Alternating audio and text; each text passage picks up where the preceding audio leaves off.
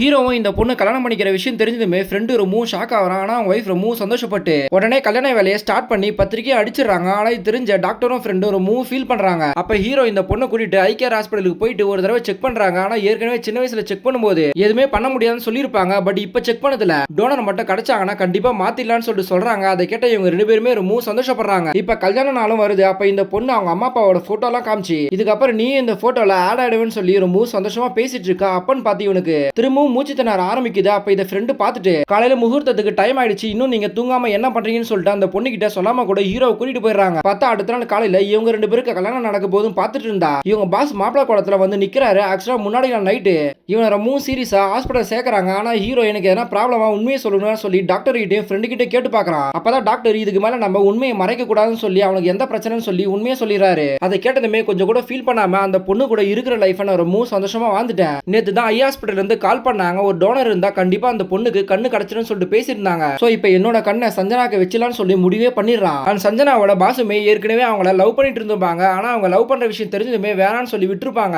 இந்த விஷயம் ஏற்கனவே ஹீரோக்கு தெரிஞ்சு போய் இப்ப அந்த பாஸ் கிட்ட இவனோட பிரச்சனை எல்லாம் சொல்லி இந்த பொண்ணை கல்யாணம் பண்ணிக்க ஒத்துக்க வச்சிருக்கா. அது மட்டும் இல்லாம இந்த பொண்ணோட குடும்பத்துல அந்த பசங்க பாட்டின்னு எல்லாரையும் கூப்பிட்டு நான் இன்னும் கொஞ்ச நாள் இறந்து போயிடுவேன், சஞ்சனாவோட வாழ்க்கை ரொம்ப நல்லா இருக்கணும், அவங்க நல்லா இருந்தா தான் நீங்களும் நல்லா இருப்பீங்கன்னு சொல்லி அவங்களுக்கும் ஒத்துக்க வச்சு இந்த பொண்ணுக்கு தெரியாமலே இந்த பொண்ணு பாஸ் கல்யாணம் பண்ண வச்சு இவன் நேராவே பார்த்து ஆசீர்வாதம் பண்ணிட்டு கொஞ்ச நாள் இறந்து போயிடா. இப்ப ஹீரோயினுக்கு கண்ணு ஆபரேஷன் பண்ணி கண்ணை திறக்கறாங்க. பட் பார்த்ததுமே ராஜ் எங்கன்னு சொல்லி தான் கேட்கறாங்க. அப்ப பாசுமே ராஜ் எழுதின ஒரு லெட்டர் எடுத்துட்டு வந்து கொடுக்குறாரு. கண் பார்வை இல்லாதவங்க எப்படி படிப்பாங்களோ அதே மாதிரி தான் இப்ப எழுதி கொடுத்துருப்பான். ஆக்சுவலா ஒரு நாள் பேசும்போது ஹீரோயினுக்கு எந்த இடத்துல எப்ப ஆக்சிடென்ட் ஆச்சு சொல்லியிருப்பா. அன்னைக்கு தான் ஹீரோ நம்மளால நடக்க முடியாதுன்னு சொல்லி லாரியில போய் விழுந்தலாம்னு சொல்லிட்டு முடிவு பண்ணி ரோட்ல போய் நிக்கும் போது தான் சஞ்சனோட ஃபேமிலியும் ஆக்சிடென்ட்ல இறந்து போயிருப்பாங்க. அதுக்கு காரணமே நான் தான், நீ சொல்லிதான் எனக்கு தெரிய வந்துச்சு. இருந்தாலுமே உன்னால மட்டும்தான் இத்தனை வருஷம் கழிச்சு நான் ரொம்ப சந்தோஷமான அதை நான் எப்பயுமே மறக்க மாட்டேன். எனக்காக நீ ஒரே ஒரு விஷயம் மட்டும் தான் செய்யணும். உங்க பாசமே உங்ககிட்ட சொல்லாமலே ரொம்ப சின்சியரா லவ் பண்ணிட்டு இருந்தாரு, எனக்காக இந்த கல்யாணத்தை மட்டும் ஏத்துக்காம விட்டுறாதான்னு சொல்லி ரொம்ப ஃபீல் பண்ணி எழுதிருப்பான். இதை படிச்சதுமே ஹீரோ நினைச்சு ரொம்ப ஃபீல் பண்ணி அழுகுறாங்க. இப்ப கடைசி இறந்து போன இடத்துக்கு போயிட்டு